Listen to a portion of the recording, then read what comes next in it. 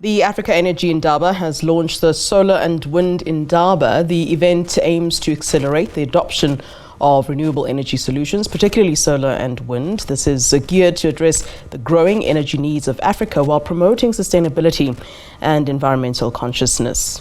The Indaba will bring together industry experts, policymakers, investors and technology providers to engage in discussions and showcases the latest advancements in solar and wind energy technologies. The panelists aim to exhibit how continent's vast resource potential in wind, solar, hydro and geothermal energy can fully be used. Renewable energy deployment have grown in the last decade, with more than 26 gigawatts of renewables-based generation capacity added.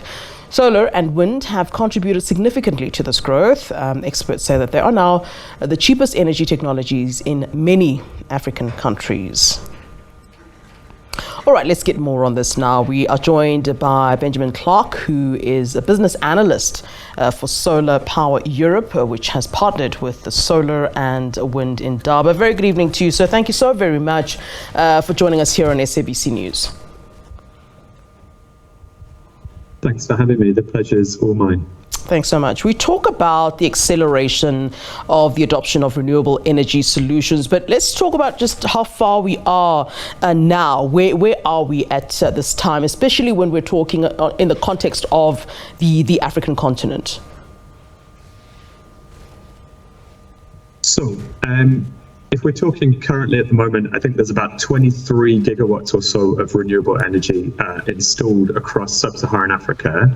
So there is quite a long way to go. However, there are lots and lots of good signs from lots of different markets that make this an incredibly interesting time to be involved in renewables in Sub-Saharan Africa. Yeah.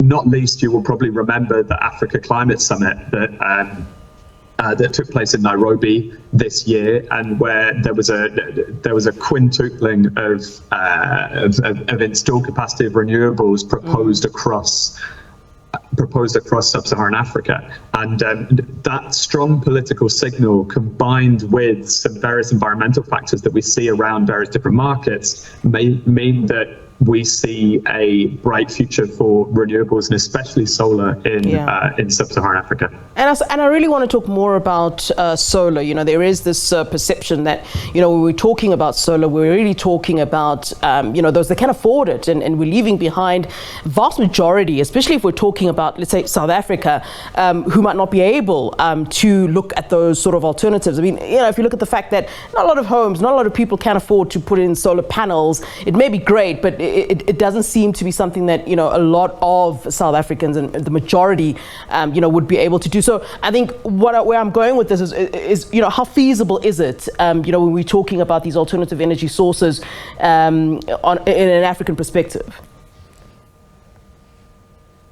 So I think you're right to point out the fact that it is very, very difficult to afford for households and families to afford some of this solar. But that being said, there are a lot of financing tools out there that exist to answer this exact problem, and to answer the upfront capex cost issues. Whether that be loans from kind of commercial banks or smaller banks, or whether that be through the form of grants from DFIs or development finance institutions or multilateral finance institutions that are really trying to reach the hardest to electrify communities, and those who don't necessarily have the means to pay the upfront cost for solar. And you'll see in the Africa Energy Indaba program the Wind and Solar Indaba program that we have, there is a whole segment devoted to decentralized renewable energy, which is all about serving these exact constituents that you've just raised here, and the financing that's available to do that. Yeah, what's caused this renewable energy deployment to have grown, in the last decade? What's kind of made people more open to thinking of other alternatives? So it's a good question. I think largely, on the one hand, you've got massive cost reduction. 10 years ago, solar and wind were among the more expensive energy generation technologies. Now they're amongst the cheapest. So you've got massive cost reduction, which has enabled kind of economies of scale and so on and so forth, which is hugely important. I think also there is just experience. There's more experience in the industry. There's more experience in grid operators in dealing with renewable energy as well. And I think there's more experience on the finance side of being comfortable with investing in renewable energies, being comfortable with the cash flows that they present, and so on and so forth. It's a different investment proposition, but it's still a very strong one. And I think that a kind of confluence of those three factors, combined with the climate crisis and political will that has been displayed recently, really means that this is a very fast-moving and dynamic sector at the moment. Yeah, and I want to ask this question, and I know it might be a bit silly on the surface, but we talk about solar and wind being, the cheapest energy technologies, and those that are, readily available because they are in nature. But what happens when there isn't enough wind? We don't have enough sun, because you're relying on something that might not necessarily be there.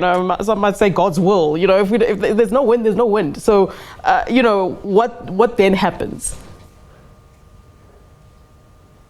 So it's a very, very good question, but I don't think we'll get to the point where that's the case. If you look at the sheer potential for solar in across Sub-Saharan Africa, it has 40% of the world's solar resources. And that means, there's 60% left across the rest of the continents, and obviously that includes kind of incredibly high areas of irradiation like South Asia, Southeast Asia, Latin America, and so on and so forth. Similarly, Africa's wind potential is enough to power its energy needs 250 times over. Yeah. So even if the wind drops a little bit, there's always the irradiation that can fill the gap, and that's also something that is making renewables more and more popular, is the fact that it's very, very complementary. Yeah. When the wind isn't blowing in the middle of the day, the sun is shining, and when the sun is not shining at night, that's when the wind tends to blow. Uh-huh. And so there's a nice curve there where they complement each other very well. Yeah. But I think in terms of not having the resource, I don't think that's necessarily true. I think there's enormous amounts of resource, and what we need to do now is turn all this potential into actual concrete projects that deliver for people. Yeah. All right. As we wrap up our conversation, and let's talk then about what the whole point of this conversation was, indeed, and that is the Africa Energy Summit. What are we, hoping to get out of this? Indaba, Energy Indaba. I understand, of course, that industry experts will be there. Of course, politicians will be there. Investors will be there. So, what exactly are we hoping for after it's all said and done? So, very simply, the aim of the event is to accelerate the adoption of renewable energies, and we're kind of doing that two ways. So one, we're providing this forum to discuss, share expertise and insights on really the key challenges and the opportunities that they present in the renewables segment. And we're doing a purely renewables forum because there are very, very specific challenges, as you've highlighted. We discussed about wind and solar during that. Yeah.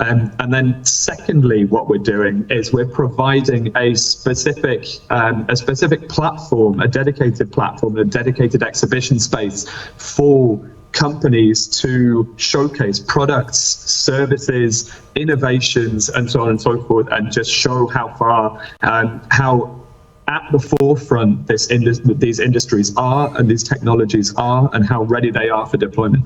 All right, Mr. Clarke, a great pleasure talking to you. Thank you so very much for giving us insightful conversation there. Benjamin Clarke is a business analyst for Solar Power Europe, of course, as we talk about the Africa Energy Indaba.